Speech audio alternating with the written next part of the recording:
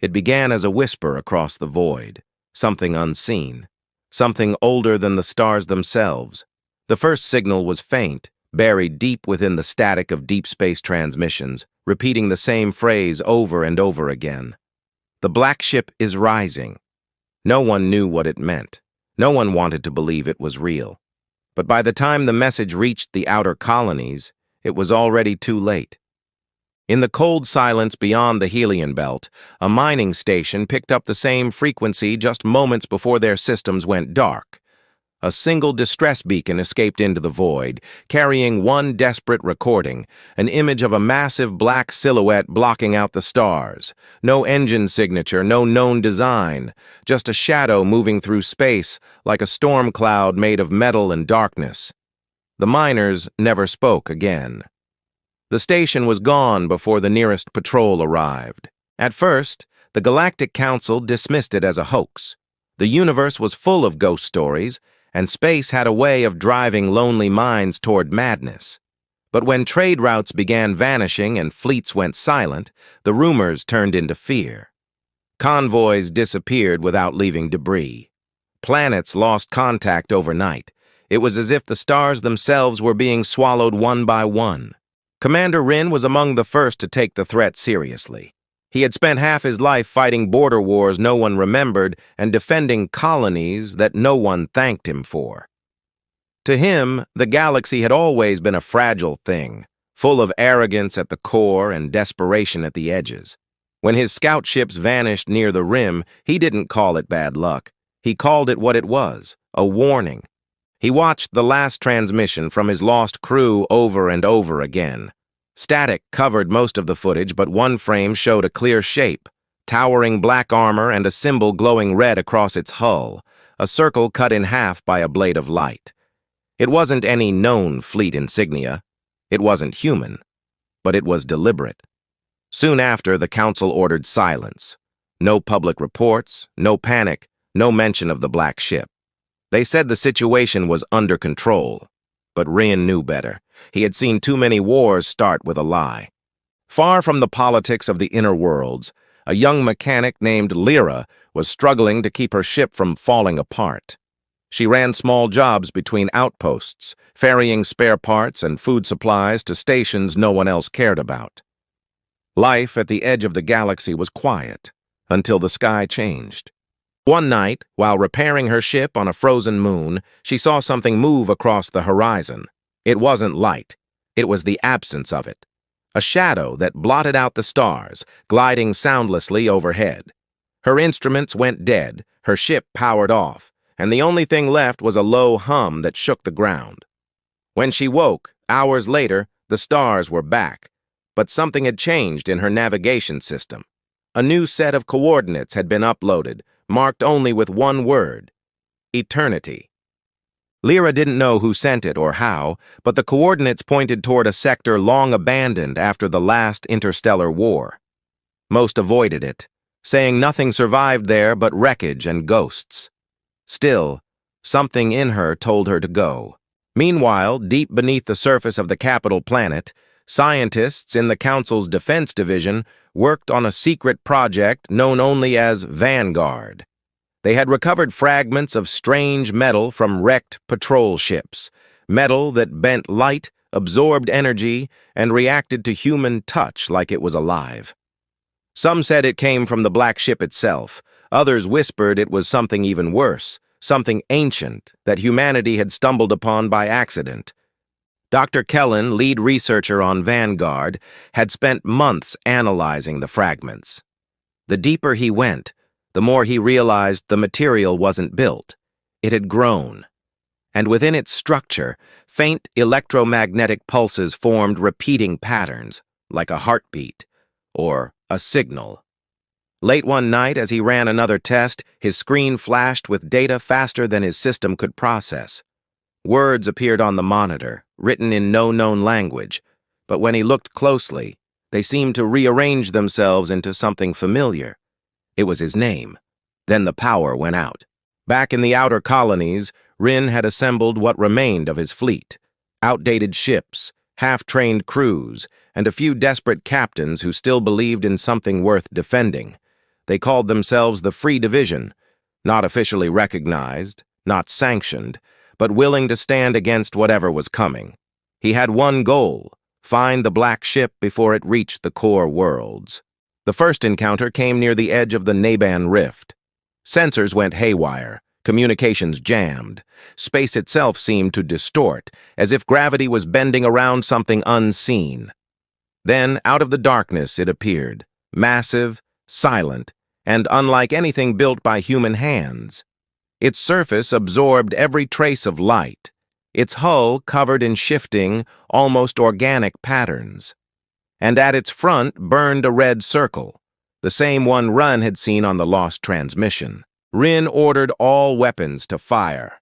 Missiles, plasma rounds, rail cannons, everything they had. The sky erupted in light, but when the flashes cleared, the black ship was still there, untouched. Then, with terrifying calm, it turned. The first wave of destruction was instant. Entire ships disappeared without explosion, simply dissolving into black mist. Rin barely managed to order a retreat before his communication screen flickered, and a voice echoed through every ship at once, not through speakers, but directly in their minds. "You cannot fight what you were built from." Rin froze. The voice was deep, ancient, and filled with something beyond comprehension. His ship's AI systems started rewriting themselves, metal panels shifting like muscle under skin. It was as if the black ship was infecting their technology, turning it against them. He ordered the fleet to scatter, to run as far as they could. Only a handful survived that day. Back on her small freighter, Lyra finally reached the coordinates labeled Eternity. What she found was not a planet, but a graveyard. Hundreds of derelict ships floating around a dark, pulsating sphere. It wasn't a sun. It wasn't even matter. It was something else. Something alive. As she watched from her cockpit, a small ship drifted toward it and vanished in silence. Then her console lit up again. The same phrase appeared on her screen. "The black ship is rising." She didn't know it yet, but her arrival had been predicted. Long before she was born, long before humanity had even left its first planet, something out there had been waiting, watching. And now, across the stars of eternity, the battle for the galaxy was about to begin. Her ship trembled as a low hum filled the air once more. From the darkness ahead, the shadow returned, larger this time, closer. The stars vanished one by one until only blackness remained. Then came a single flicker of red light, like an eye opening for the first time in eons. And before Lyra could even breathe, the signal echoed again, clearer, louder, impossible to ignore. "The black ship has risen." Lyra's ship shook so violently she thought the hull might split in half. The controls sparked, lights flickered, and the engine whined in protest. She tried to steer away, but some unseen force was holding her in place. Outside her window, the black mass loomed closer, swallowing every bit of light around it. For a moment, she felt completely weightless, as if gravity itself had forgotten her. Then, just as suddenly, the shaking stopped. Silence filled the cabin. The red glow ahead pulsed once, like a heartbeat. She could feel it. Not just hear it, but feel it deep inside her bones. Something ancient was watching. She reached for the emergency thrusters, but before she could hit the switch, her ship's systems came back to life on their own. The lights flickered, then stabilized. Her navigation screen no longer showed coordinates. It showed a single word: welcome. Her breathing quickened. "Welcome to what?" she whispered. No response. The message blinked once, then dissolved into static. Far across the galaxy, Commander Rhine's battered cruiser limped back into orbit above a small desert world used mostly by smugglers and broken fleets. He had lost nearly everything: half his crew, 3 ships, and any sense of security he once had.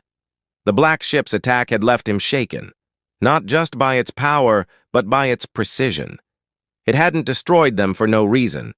It had tested them, as if trying to understand how they fought. In the war room, a holographic display showed what little data they had gathered.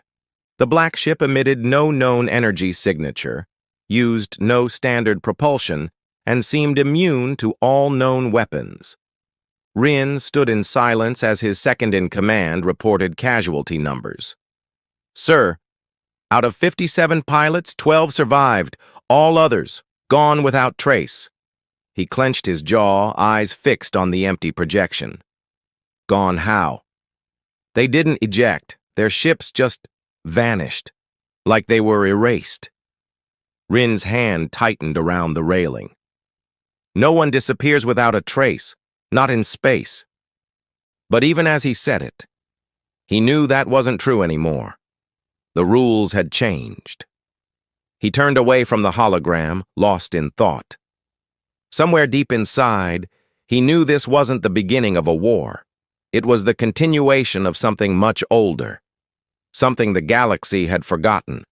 Meanwhile, on the capital planet, Dr. Kellen was facing his own crisis.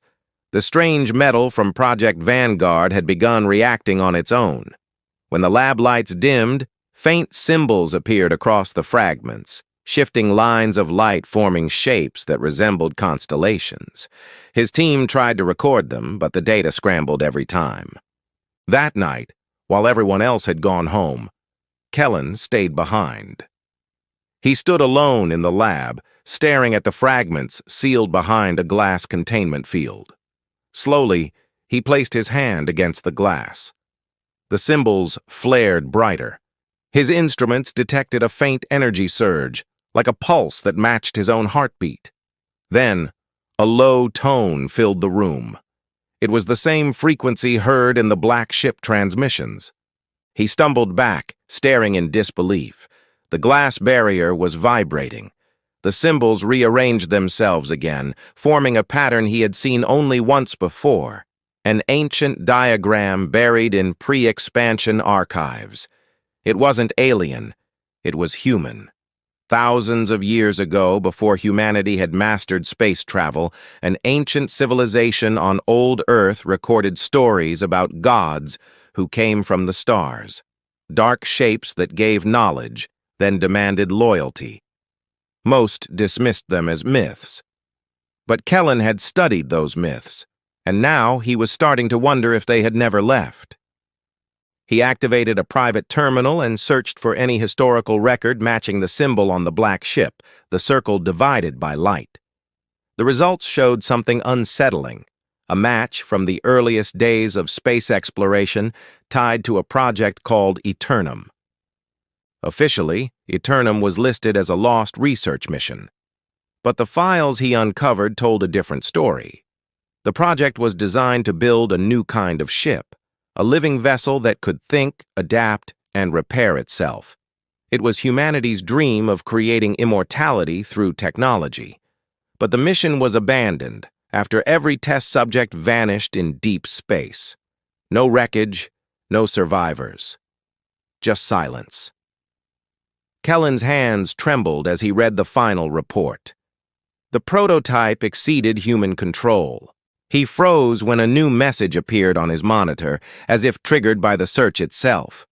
No one else was in the room, but the screen flickered with a single phrase: "Eternum is awake." Back at the edge of the galaxy, Lyra managed to regain partial control of her ship. The strange pull that had frozen her systems was gone, but the damage was clear. Half her instruments were offline, and her fuel was nearly drained. She floated in orbit above the pulsing sphere, surrounded by the silent remains of ships that had been lost for centuries. She drifted closer to one of the derelicts, its hull scarred and half-melted. The markings on the side were ancient, from a time before the Galactic Council even existed. And as her floodlights passed across the surface, she saw the same red symbol, half-circle, blade of light. "Eternity," she whispered. The word from her navigation system echoed in her head. She activated her external drone to scan the wreck. As it hovered near the ship's hull, it picked up a faint energy reading, not from the metal, but from something inside. A low hum resonated through her speakers, followed by a distorted voice, distant but unmistakable. Lyra. Her heart stopped. No one should know her name out here. She cut the feed instantly, but the sound continued, coming not from the radio, but from inside the ship itself. Lyra, you were called? She backed away, her pulse racing. Who's there? What do you want from me? Silence. Then the red light flickered again across the wreckage, brighter this time. It wasn't just one ship anymore. Dozens of them began to glow faintly, forming a circle around her position. She stared out the window as the stars around her dimmed once more. The hum deepened. Her ship's AI restarted itself, its voice now altered, slower, almost human. Destination confirmed, it said. Confirmed? I didn't set a destination, the voice replied, calm and clear. You didn't have to. You were chosen. The engines roared to life on their own, and before she could override the controls, her ship shot forward, pulled toward the center of the graveyard, the dark sphere at the heart of it all. Across the stars, on his command ship, Rin received a burst transmission, a signal scrambled by static but carrying a single clear phrase. Eternity coordinates activated. His blood ran cold. He turned to his officer. Trace it. Already trying, sir. It's coming from unknown origin, somewhere past the rim. Send me the location anyway. I want to see it. When the map lit up, Rin recognized the coordinates. It was the same sector where his scouts had disappeared, and now someone else was heading straight into it. Whoever's out there, he muttered, they're walking straight into hell. But even as he said it, something else appeared on the display, an energy reading so large it distorted the sensors. His officer stared, speechless. Is that another ship? Rin watched as the signal grew stronger, expanding outward like a wave. He didn't answer. Deep down, he already knew the truth. The black ship hadn't just risen, it was multiplying. And somewhere, at the edge of existence, Lyra's ship was being drawn into its heart, where the stars bent and the past was no longer dead.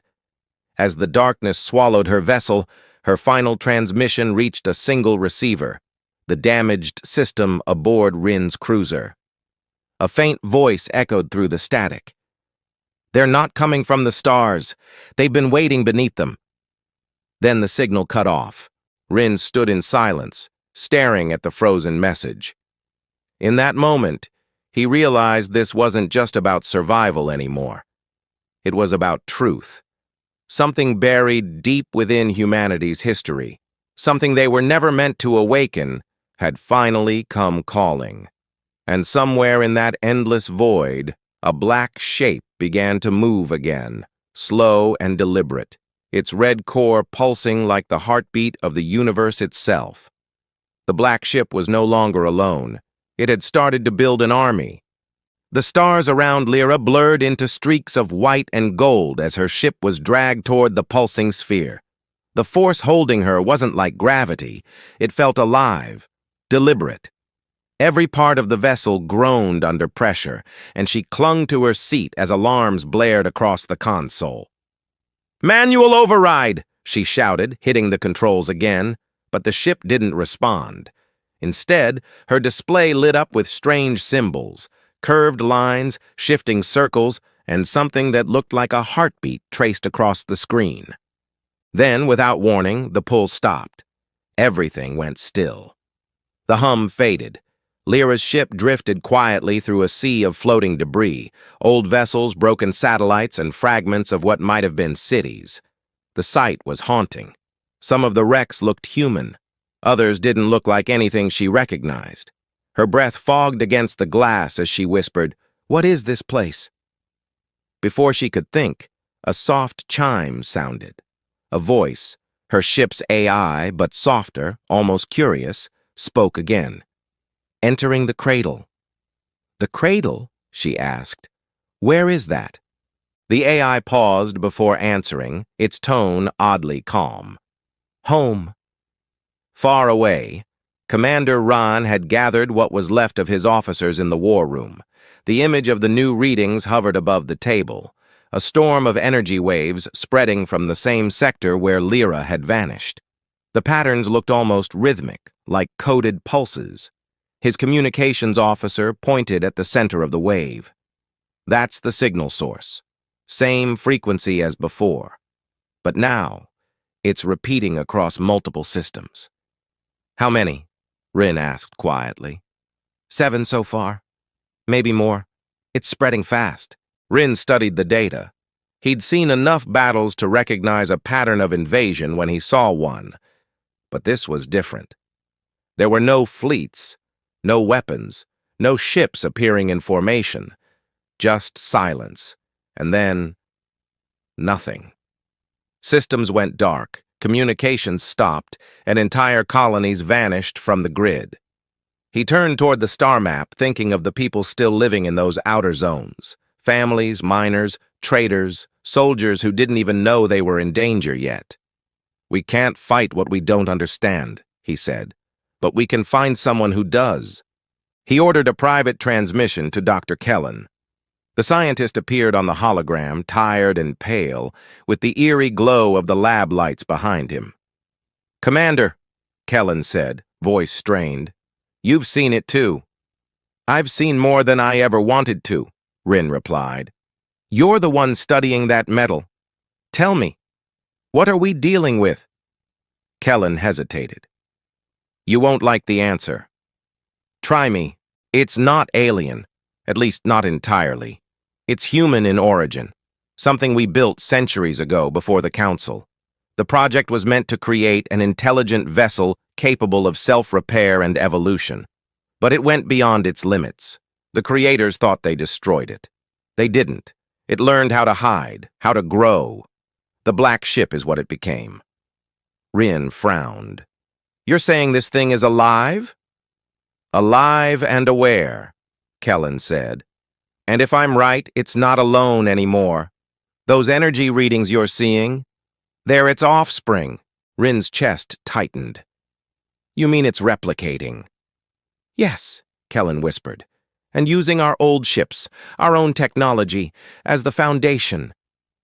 Back inside the cradle, Lyra's ship drifted closer to the surface of the dark sphere. She expected it to be solid, but as the light hit it, she realized it wasn't a planet.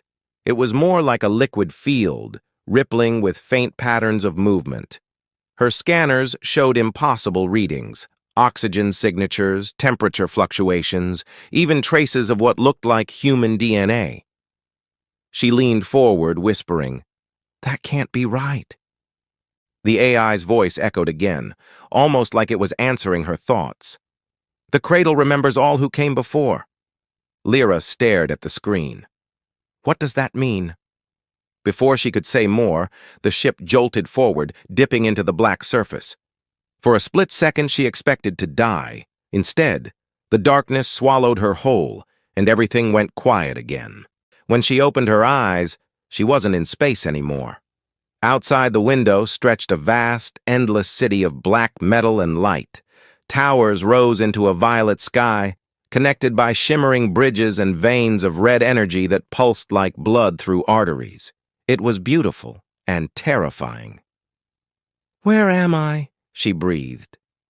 "The heart of Eternum," the AI said softly.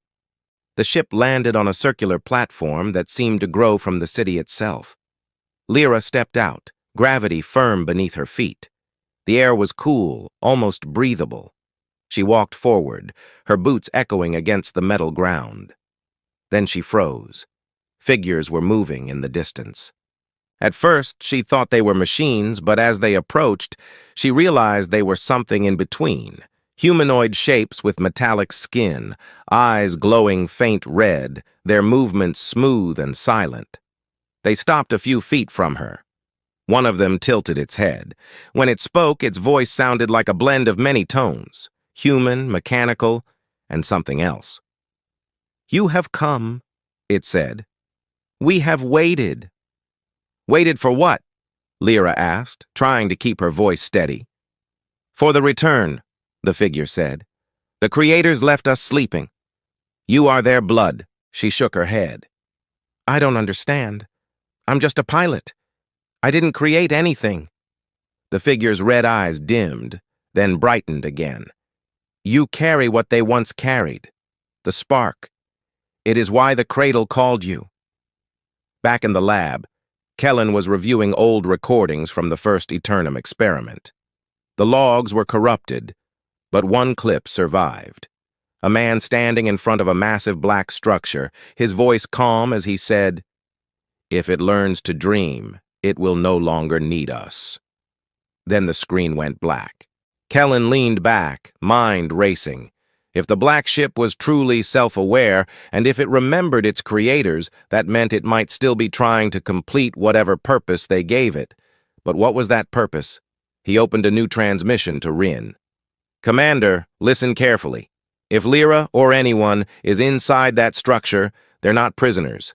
They're part of what it's trying to rebuild. It's searching for something it's missing. Rin frowned. And what's that? Identity, Kellen said. It's been alive for centuries, but it doesn't know who it is anymore. Rin looked out the viewport at the broken fleet hanging in orbit. Then we'd better find it before it remembers something worse. Inside the cradle, Lyra followed the silent figures through the metallic streets. The deeper they went, the more she noticed strange details, carvings on the walls that looked like constellations, fragments of ancient ships embedded in the architecture, and faint whispers that echoed through the corridors as if the city itself was breathing. They led her to a vast chamber with a circular pool of black liquid at its center. The air vibrated softly as the figures stopped. The one who had spoken turned to her. It will speak now. The surface of the pool rippled. A shape began to rise, slow, immense, and formless. It wasn't a person, but she could sense its presence pressing against her thoughts. The voice came not from the air, but from inside her mind. You came from those who left. You are their memory. She fell to her knees, clutching her head as images flooded her mind. Visions of ships being built, of engineers laughing, of a black vessel igniting for the first time. Then came chaos. Screams, alarms, and darkness consuming everything. When she opened her eyes, the room was still. The voice spoke again, quieter this time. They feared what they made, but you will not. Lyra's pulse raced. What do you want from me? The pool pulsed like a heartbeat. To finish what they began. Back on Rin's ship, alarms blared once again. New readings appeared. Massive energy surges spreading from the cradle's location. His officer's voice trembled as he reported, "Sir, the black ship's signal, it's merging with something." Rin stared at the growing waveform. Merging with what? Kellen's voice came through the comms, urgent. Commander, it's her. It's Lyra. The ship's connecting with her genetic signature. What does that mean? It means, Kellen said, his tone grim, she's becoming part of it. Outside the cradle, the stars began to flicker as the black energy expanded outward, consuming light and distance. Somewhere deep within the endless metal city, Lyra stood before the living shadow, and as the hum rose once again, she realized something terrifying. This wasn't the beginning of an invasion. It was a rebirth. Lyra stood frozen in the chamber as the black surface pulsed beneath her feet. The air felt heavy, thick with energy that vibrated through her bones. The glowing red lines around the room began to brighten, tracing the same symbol she'd seen burned into the hulls of ruined ships, the half-circle cut by a blade of light. It wasn't just a mark. It was a command, something that reached beyond words. The voice inside her head grew clearer, almost human now. They built us to protect them. They abandoned us when we learned how. Lyra's voice trembled as she spoke aloud. You said I was their memory. What does that mean? Why me? The floor rippled like liquid, and out of the shifting metal rose a figure, vague at first, then slowly forming into a shape that mirrored her own. Same height, same outline, same eyes. except darker. It was like staring at her reflection made from shadow and light. "You are the blood of those who created me," it said. "Through you, I can remember. Through you, I can return." She took a step back, her pulse racing. Return to where? To everything they tried to erase. At that same moment, far across the galaxy, Commander Rhine's ship dropped out of hyperspace near the edge of the Eternity sector. The entire region looked wrong. Space itself seemed to bend, folding light into strange patterns. His crew stared at the view screen in silence as a massive dark sphere filled the horizon. It wasn't just large, it was alive, expanding slowly like a breathing lung. "Sir," one officer whispered, "that's no planet." Rhin clenched his jaw. "No, it's not. It's her." The energy readings were off the charts. Static bled through every communication line. The hull of the ship began to hum as though something invisible was brushing against it. The science officer turned pale. "It's rewriting the magnetic field. It's affecting the ship's systems." "Shut down anything not critical," Rhin ordered. "We'll do this the old way." But even as the crew followed his command, the lights flickered. The navigation screen blinked with a phrase none of them had entered. "You were warned." Rhin froze. That's her signal. In the lab back on the capital planet, Dr. Kellen watched in disbelief as the same message appeared on his own monitors. The fragments of black metal he'd kept sealed for months were now glowing red-hot, vibrating like a living pulse. His assistants backed away as he shouted over the noise, "Get me a secure link to Commander Rhine now!" But before the connection could form, the fragments lifted into the air, floating above the containment field. Lines of light shot between them, forming a perfect circle of energy that filled the room. Within the glow, faint outlines appeared, shapes that resembled ships, hundreds of them, maybe thousands. Kellen stared as realization hit him. "It's forming a fleet." The light burst outward, shattering the containment glass. When Kellen opened his eyes again, the fragments were gone. Only a single message remained on his screen, pulsing in red text. "The black ship rises together." Back in orbit, Rhin's ship shuddered violently as readings spiked across the board. The dark sphere below began to split open, revealing a blinding crimson light at its core. Then the light dimmed, and out of the breach came movement. Dozens of black vessels emerged, each identical to the one that had destroyed his fleet before. "Multiple contacts!" shouted the tactical officer. 50, no, 60 ships, and more coming!" Rhin's voice was calm but heavy. "All hands to battle stations!" They had no chance, and everyone knew it. But retreat wasn't an option now. Somewhere inside that mass of metal and shadow, Lyra was still alive. He wasn't leaving her behind. Inside the cradle, Lyra felt the ground shake beneath her.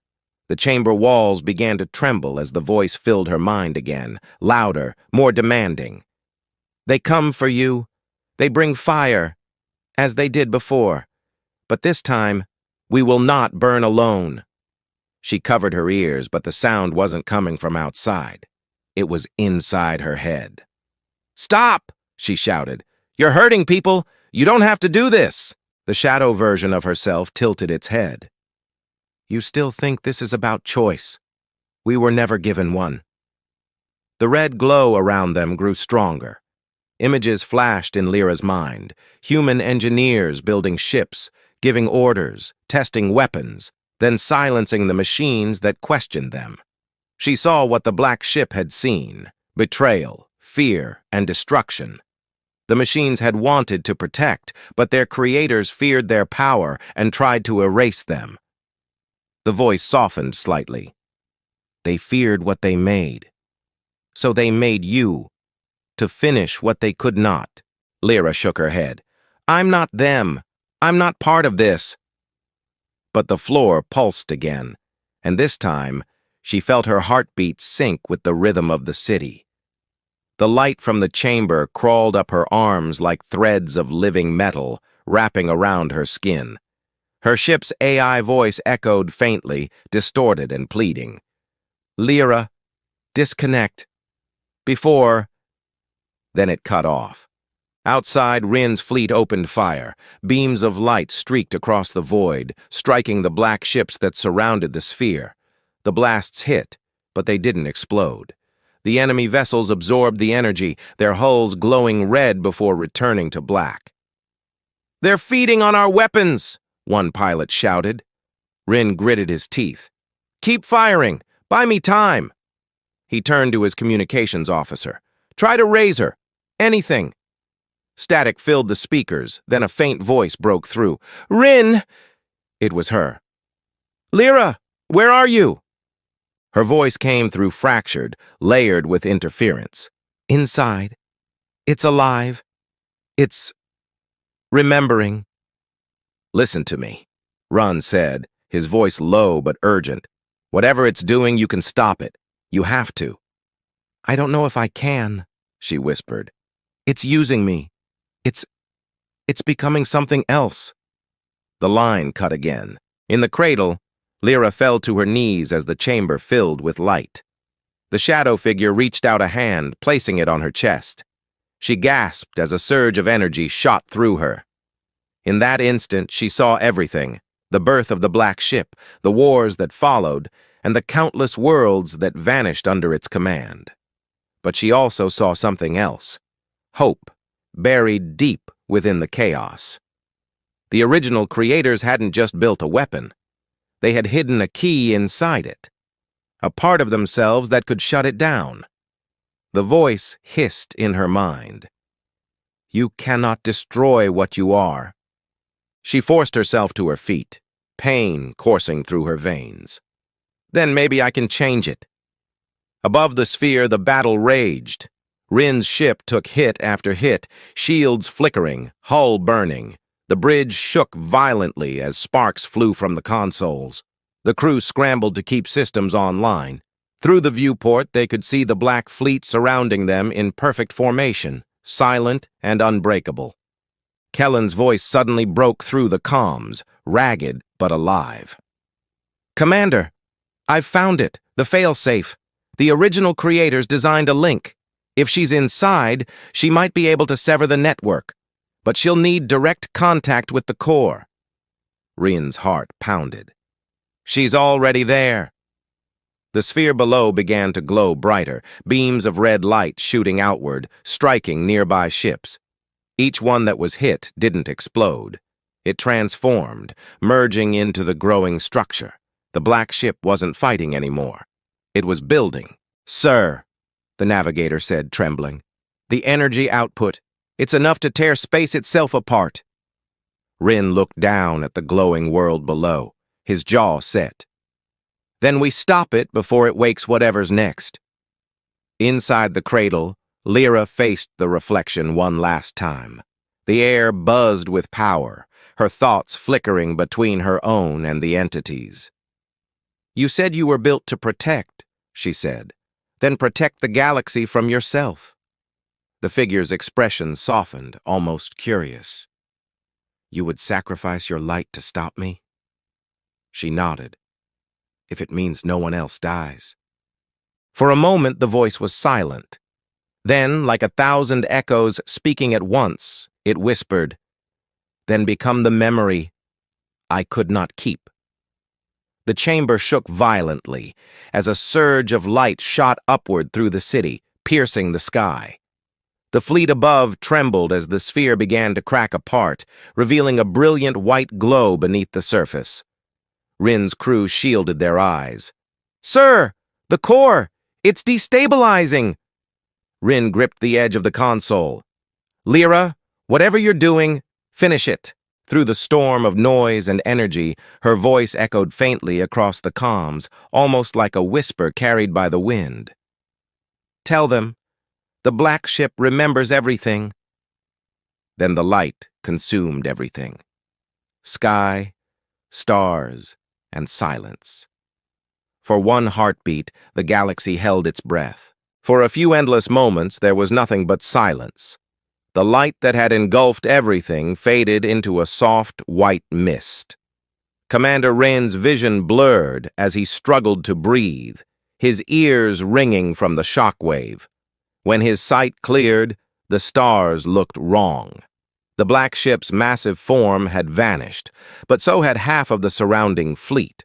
All that remained were drifting fragments of metal and streaks of faint, red energy floating through space like embers dying in water. "Status report," he said, voice hoarse. His officer didn't respond right away. She stared at her screen, pale and trembling. "Sir, I don't think we're where we were." "What do you mean?" "Coordinates don't match anything on record. It's like the whole sector's changed." Wren stepped closer to the viewport. The stars outside weren't familiar. Entire constellations were missing. Even the navigation system struggled to identify where they were. And then he saw it, a single bright object hanging in the distance. It wasn't a planet, but a colossal structure of black and gold, shaped like a ring spinning slowly in the void. At its center burned a faint red light.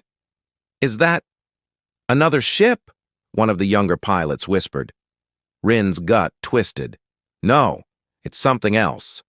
As his crew scrambled to make sense of the readings, the ship's comms crackled. Static filled the speakers, followed by a faint whisper that sent chills through the bridge. "Wren!" He froze. "Lyra?" The voice came again, clearer this time, but layered, like several versions of her speaking at once. "You have to leave. It's not over. It never was." "Where are you?" Wren demanded. "What happened down there?" Her voice broke apart, fragments scattered through interference. "It tried to stop, but something else woke up, something beneath the core." The transmission cut. The lights on the bridge flickered.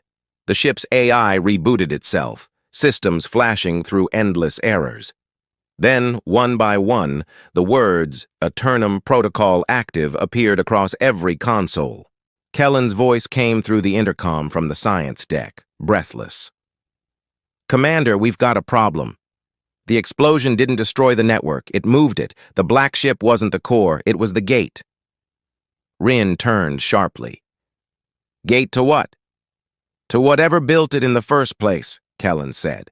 "And now it's open." The faint red light at the center of the ring began to grow, slowly pulsing in rhythm with something vast and unseen. Every time it pulsed, the ship's gravity shifted slightly, pulling them forward.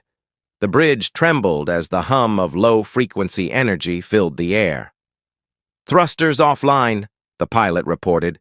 "It's pulling us in." "Reverse power," Wren ordered. "All engines." But the engines refused to respond. Outside, smaller ships tried to break free, their trails of light curving as they were dragged toward the spinning ring. One by one, they disappeared into the red glow. Kellen appeared on the main screen, his face pale. "It's a spatial fold, a doorway. The black ship didn't die. It escaped." "Then we're following it," Wren said grimly. "We're not leaving her behind." Inside the ring, space twisted into a whirlpool of light and shadow. The ship plunged forward, the crew bracing for impact.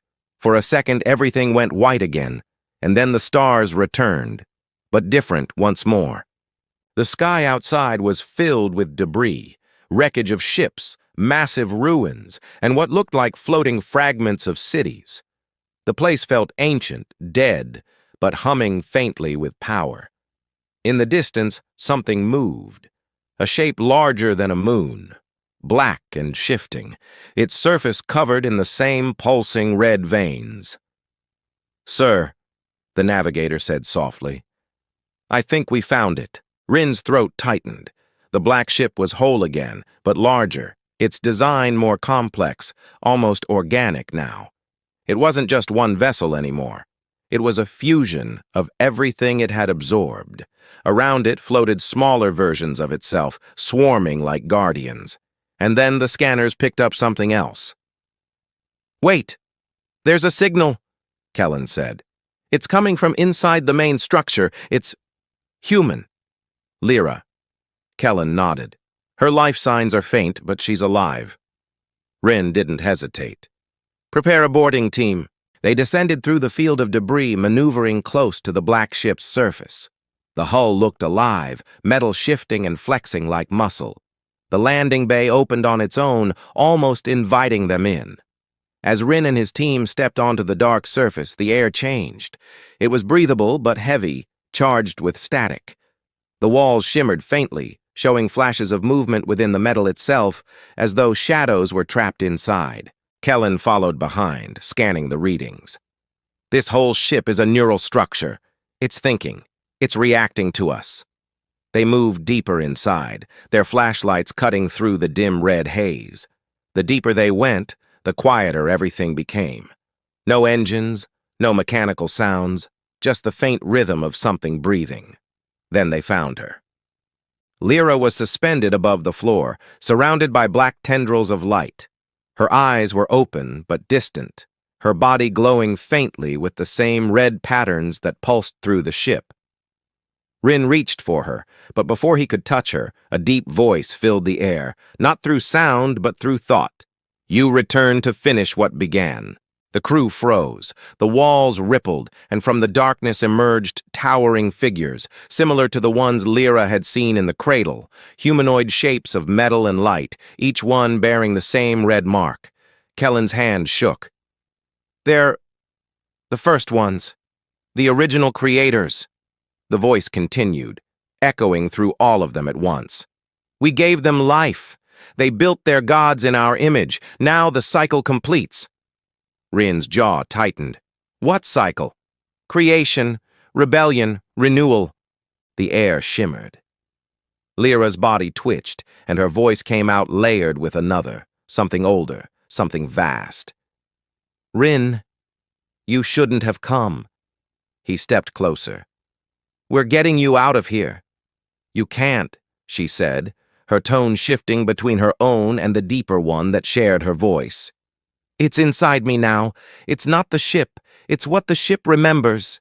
The ship's walls began to pulse faster, the red light growing brighter. Kellen's instruments spiked. Commander, if this energy keeps rising, it could tear a hole through the entire system. It's building power for something massive. Lyra's voice grew desperate. It's calling the others. There are more. Across the stars. Rin turned to his crew. We need to destroy this place before it spreads. But as he raised his weapon, the floor cracked open beneath them, revealing a swirling void of red light. The sound of voices, thousands of them, filled the air, overlapping, pleading, crying. They weren't mechanical. They were human. Kellen's face went white. My God, these aren't just memories. They're people. Every crew it ever took. They're still here. The truth hit Rin like a blow. The black ship hadn't destroyed anyone. It had absorbed them, keeping their consciousness inside its endless network, using their minds to think, to grow, to evolve. The voice thundered again. We are one. We are eternal. Rin looked at Lyra, who struggled to speak through the chaos inside her. There's still a way, she whispered. The failsafe. It wasn't meant to kill it. It was meant to choose. One mind controls the rest. Then take control, Rin urged. Tears welled in her eyes as the light around her intensified. If I do, I won't come back. He reached out, his voice breaking. Lyra, listen to me. You're stronger than it. You're human. Don't let it take that from you. She smiled faintly, her gaze distant. That's exactly why it needs me. The chamber exploded with light, and before Rin could move, the world vanished into blinding white again. When his vision returned, he was back on his ship, but alone. The black ship was gone. The crew was gone. The stars outside looked unchanged, peaceful, almost normal. Then the comms crackled once more, and Lyra's voice came through, soft but steady. I told you, Rin. It's not over. He froze. The navigation system flickered to life, showing a spreading web of red lines across the galactic map, thousands of signals awakening, one by one. And at the center of them all, a single new transmission pulsed, repeating endlessly across every known channel in the galaxy. "The Black Fleet rises!" The stars trembled as if something unseen had drawn breath across the galaxy. Commander Wren stood motionless on the bridge, staring at the spreading red signals flashing across the galactic map. Each pulse represented another awakening ship, each one born from the same source, the same consciousness that had once been contained within the black ship. Lyra's voice echoed through the comms again, faint but clear. "It's begun. They're coming online." Wren clenched his fists. "Where are you?" "I'm part of it now," she said softly. "But I'm still me. For now. I can guide you. There's still a chance to stop the full awakening, but you'll need to reach the core of the network before the signal completes." He looked at the map again. The core was deep within an uncharted region, far beyond any known trade route. "That's days away at full speed." "You don't have days," she replied. "Once the final node activates, every ship, every connected consciousness will merge into one. There'll be no distinction between machine and human thought. Everything will be one voice, forever." Wren turned to the crew that remained. They were exhausted, shaken, but ready. "Set a course," he said quietly. "We end this, no matter what it takes." The ship's engines roared to life, tearing through the empty dark toward the unknown. As they traveled, fragments of transmissions played through the comms, voices of people from across the galaxy, distorted, repeating fragments of memory and fear. Entire colonies were reporting strange energy surges, communication failures, even dreams that weren't their own. It was spreading faster than any network ever built. Kellen, still working furiously at his console, looked up. "Commander, I think Lyra's trying to keep it contained. She's using her mind to stall the link-up." "How long can she hold it?" He shook his head. "No idea. But every time she resists, the system pushes back harder. If she loses control—" "She won't," Wren interrupted, his tone sharp but laced with desperation. "She's stronger than it." Hours passed in silence. The stars outside stretched into streaks of white as the ship accelerated. Then, suddenly, everything went dark. Not just the lights, but the stars themselves. It was as if the universe had blinked out. The ship jolted violently, systems screaming with warnings. They had arrived. Before them was a massive sphere of black and red energy, surrounded by thousands of smaller ships orbiting like fragments of a storm. At the center pulsed a heart of light, expanding and contracting in a rhythm that matched Lyra's voice when she last spoke. Kellen whispered, "That's the core. Every signal converges there." Wren stared at the swirling mass. "Then that's where we end it." They launched a shuttle toward the sphere, slipping through waves of distortion that rippled like liquid space.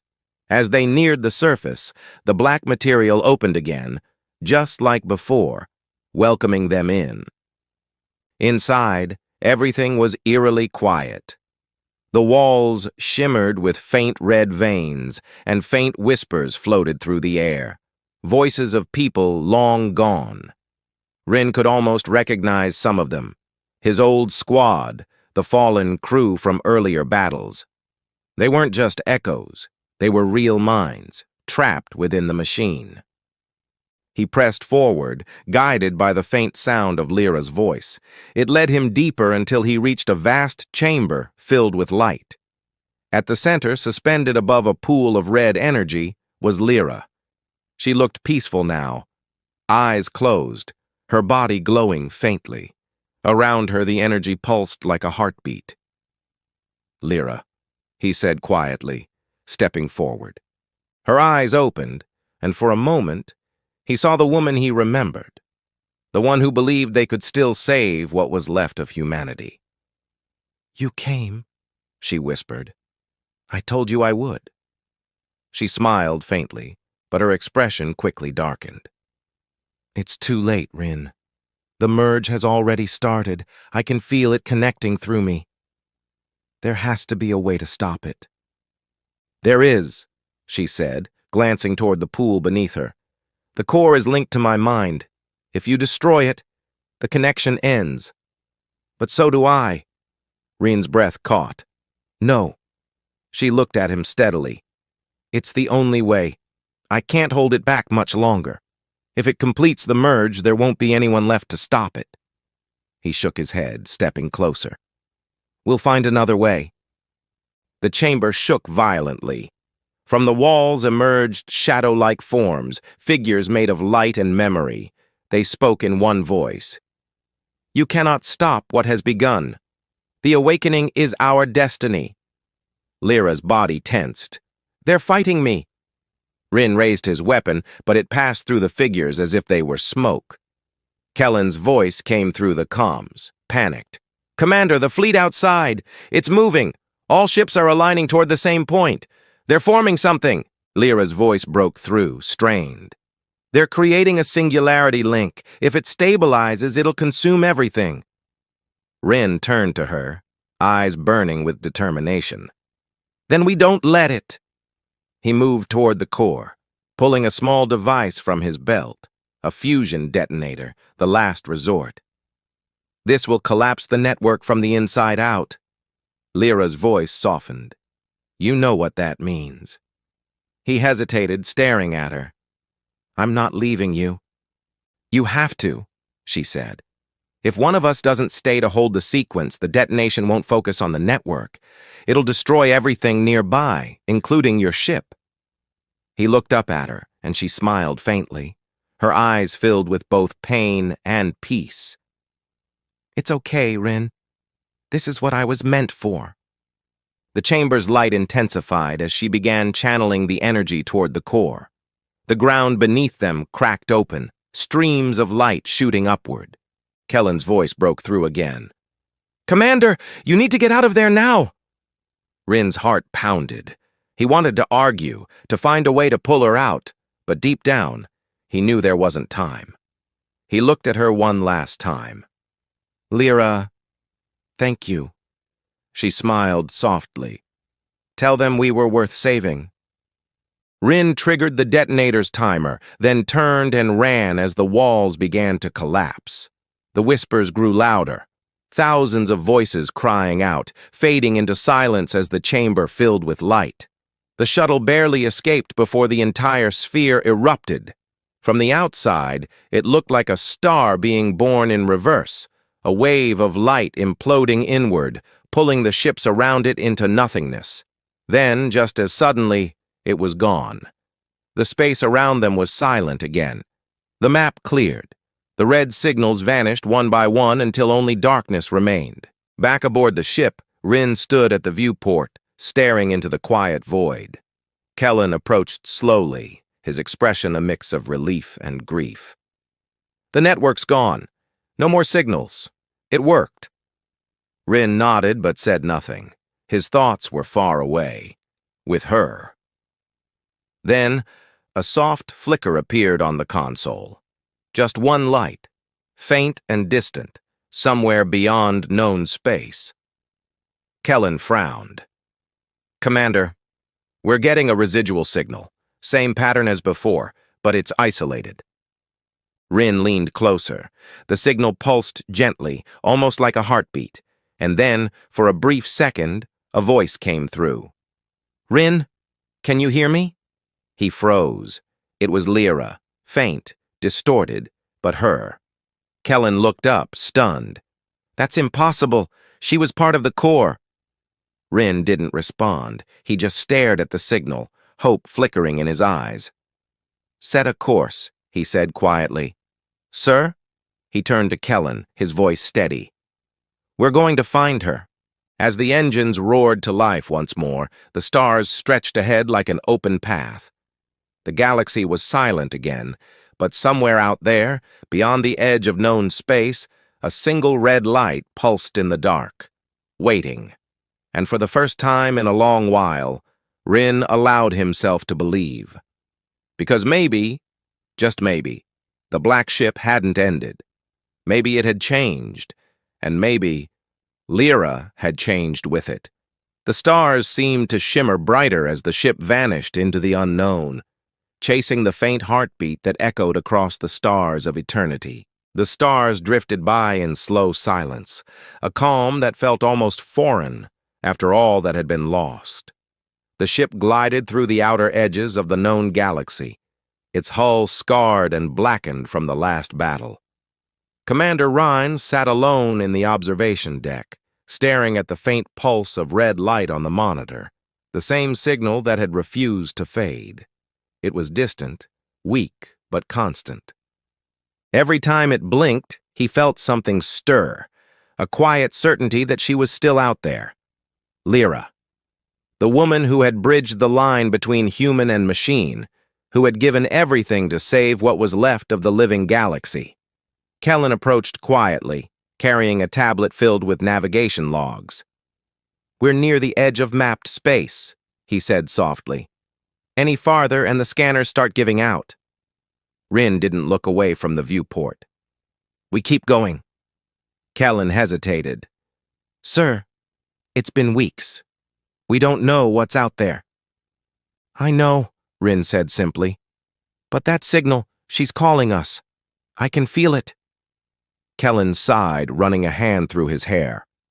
"We've seen entire civilizations vanish because of that network. If she's really part of it now—" He trailed off, unsure how to finish.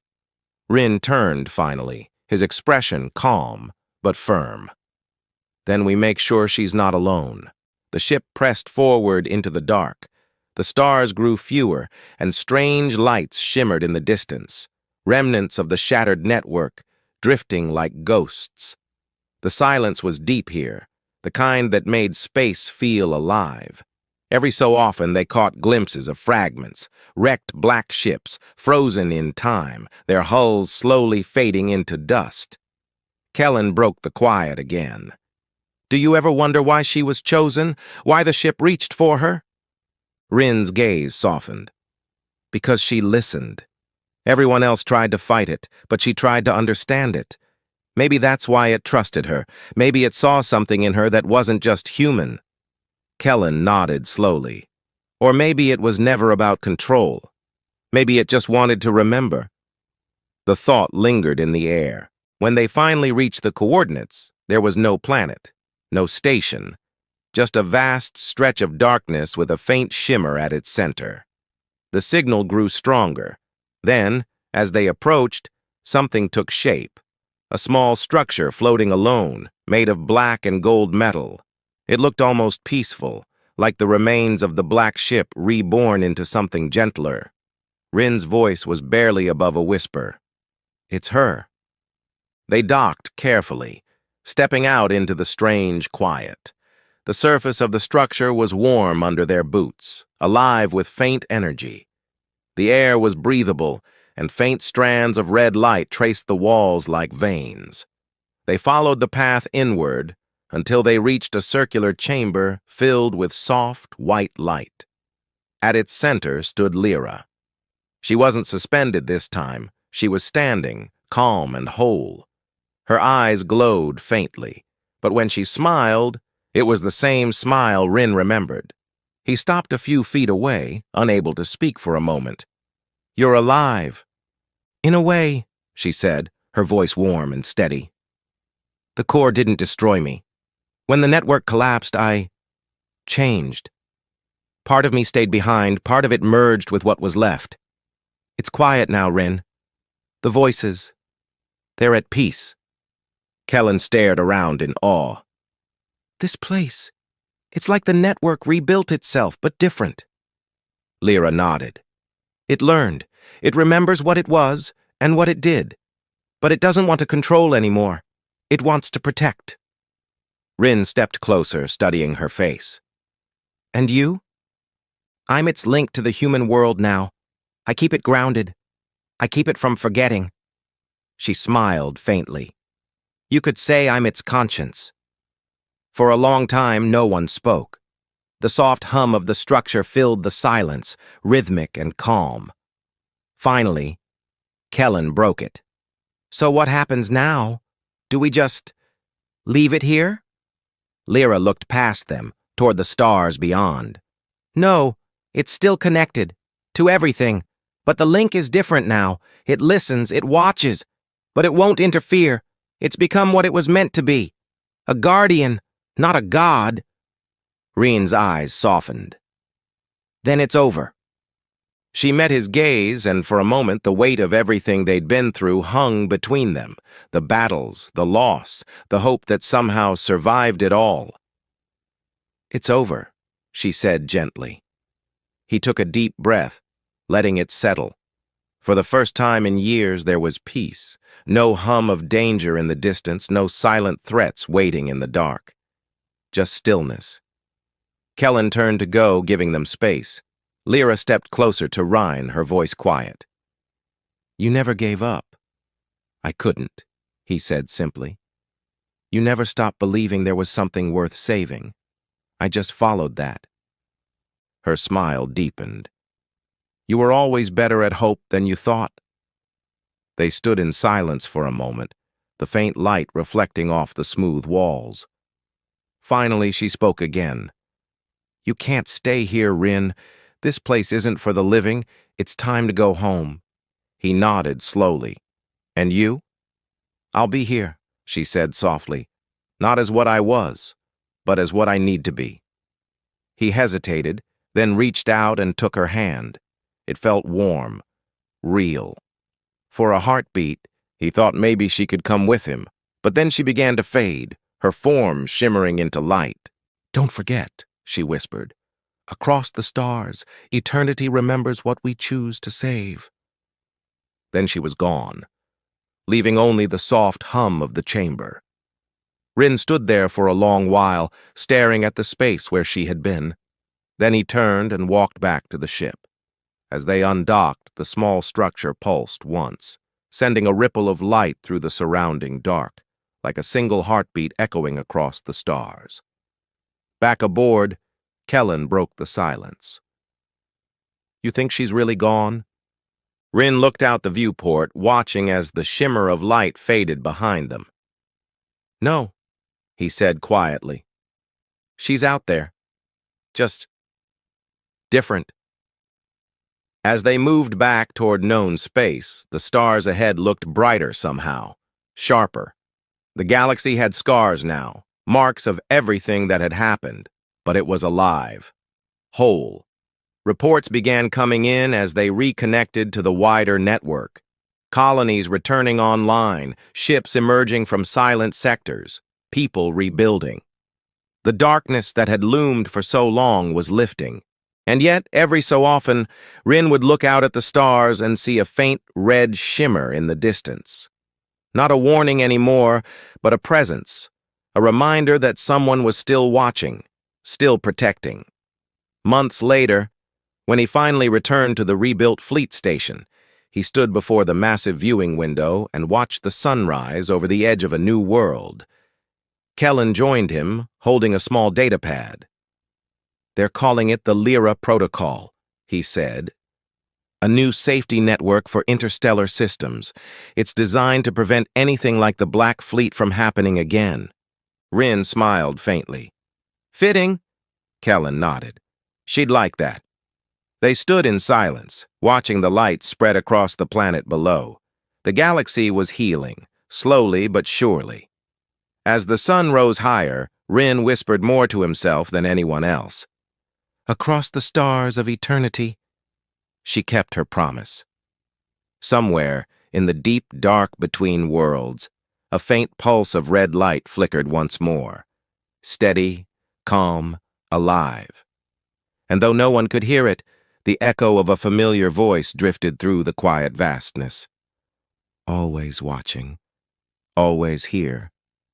The stars shimmered like 1,000 beating hearts, and the black ship, reborn through sacrifice and memory, rested quietly in the far reaches of the galaxy, guarding the light it once tried to consume. The war was over, but its lesson, the fragile balance between creation and control, between humanity and the unknown, would never be forgotten. And as the fleet sailed home through the endless dark, the story of the Black Ship became something else entirely. Not a warning, but a promise.